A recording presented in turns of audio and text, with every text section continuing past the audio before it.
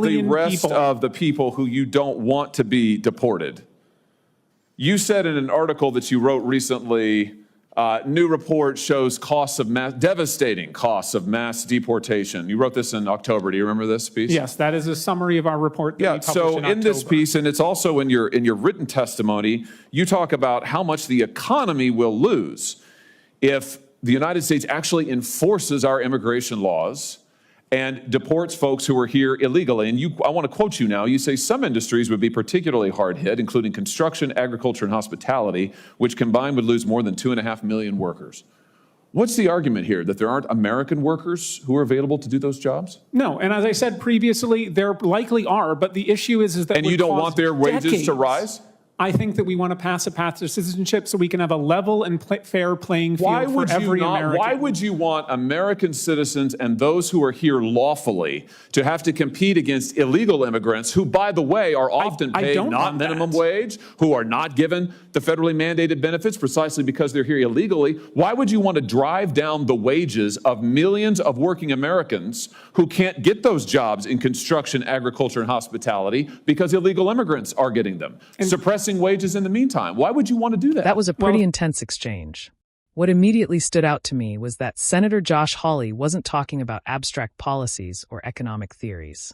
He was talking about real victims, real crimes, and real consequences. Whether you agree with him or not, I think he raised a simple question that a lot of Americans are asking. Why should enforcing immigration laws be controversial? Throughout this hearing, it felt like one side was focused on public safety and accountability, while the other was focused on economic impacts and labor statistics.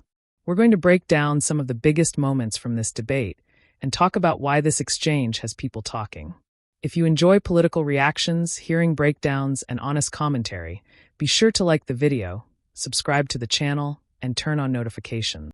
My time is up, and I'm going to... Are you next? Hawley? Senator from Missouri. Thank you, Mr. Chairman. Thanks to the witnesses for being here. I have to say, I'm kind of amazed that we're holding this hearing. To me, it's remarkable that the idea of actually, as you were just saying, Ms. Morin, the idea of enforcing our laws, protecting our border, securing our streets from criminals, it's amazing that that's controversial at all. And it says something a lot about the other side of the dais that we're having this hearing today. Let me just ask you, Mr. Reichlin-Melnick, I mean, is it really such a bad idea to deport people like the criminal who killed this young man? This is Travis Wolf. He was 12 years old when he was killed.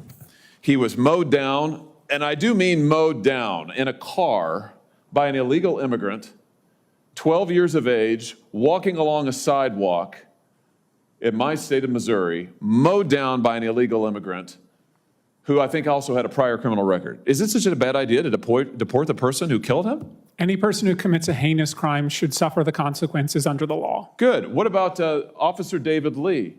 Officer David Lee was killed in Missouri just a few months ago by another illegal immigrant, once again in a car, who used it as a lethal weapon to ram him and kill him. Is it so wrong, such a bad idea to deport the illegal immigrant who killed this good man?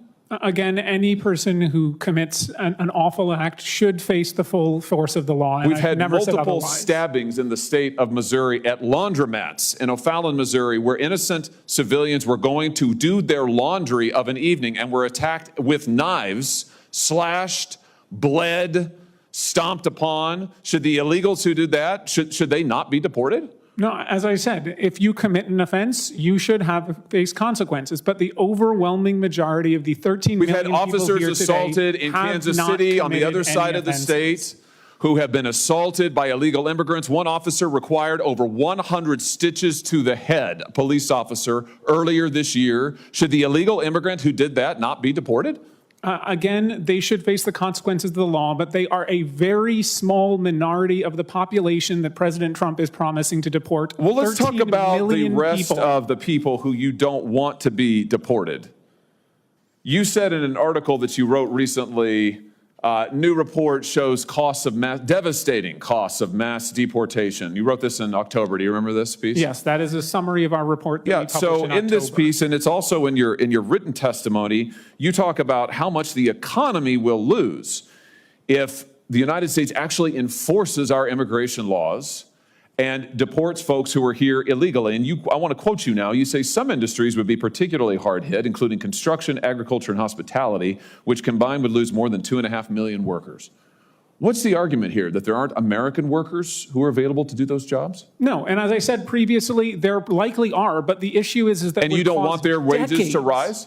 I think that we want to pass a path to citizenship so we can have a level and fair playing field for every American. Why would you want American citizens and those who are here lawfully to have to compete against illegal immigrants who, by the way, are often paid not minimum wage, who are not given the federally mandated benefits precisely because they're here illegally? Why would you want to drive down the wages of millions of working Americans who can't get those jobs in construction, agriculture, and hospitality because illegal immigrants are getting them? Suppressing wages in the meantime. Why would you want to do that? Well, if you've been here for my initial testimony, you know I don't want that. Oh, listen, I read your testimony word for word, and I've been watching it, and I know what the answer is.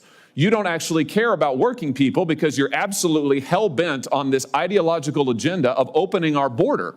You want to give everybody who's here a path to citizenship. You want blanket amnesty. You talk about mass deportations. That's your word, not Trump's. You want mass amnesty, right? It's right here in your testimony. We want a path to citizenship for people who pass a background check, who pay a fine. That's amnesty, who you just said there's millions of people, 13 million people. Right, 13 million people you want to dump into the labor force. They are already who will drive in the labor force, illegally. Senator. They're here, yes. taking jobs from American citizens. And so, perfect. This. So here's your plan. So just if you're wondering, America, here's the Democrats' plan.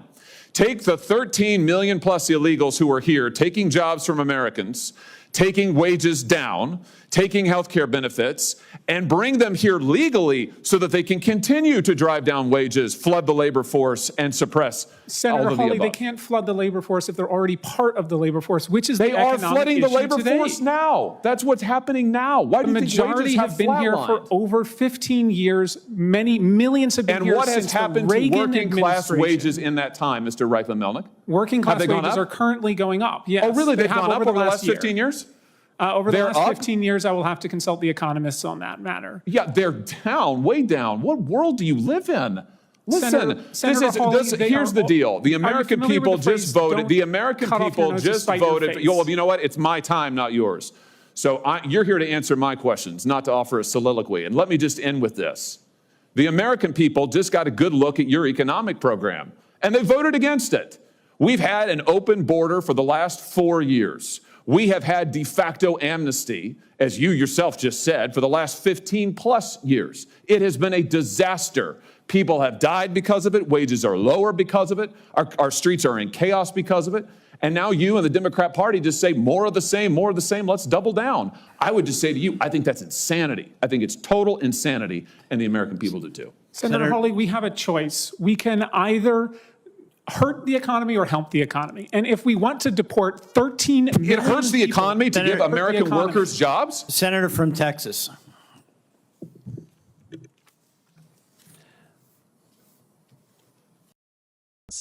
Now let's get into it. After watching the full exchange, I think Josh Hawley made the stronger case. What I liked about his approach was that he kept bringing the conversation back to a basic question. Should a country enforce its own laws?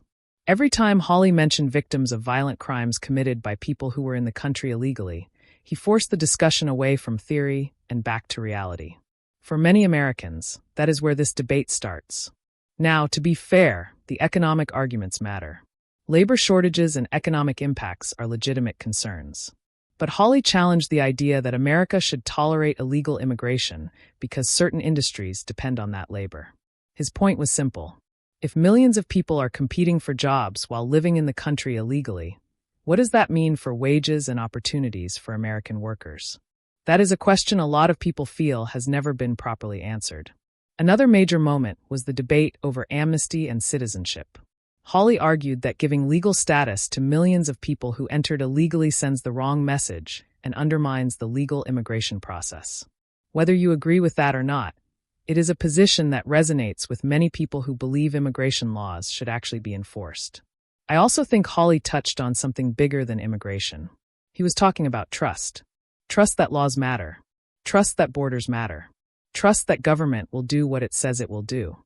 At the end of the day, this wasn't just an argument about economics. It was an argument about priorities. One side focused on the economic cost of deportations. The other focused on law enforcement, public safety, and accountability. Personally, I think Hawley's strongest moments came when he refused to let the conversation stay in the world of statistics and brought it back to the people affected by these policies. But that's just my take. Let me know what you think in the comments. Did Josh Hawley make the stronger argument, or were the economic concerns more convincing? I'd love to hear your thoughts.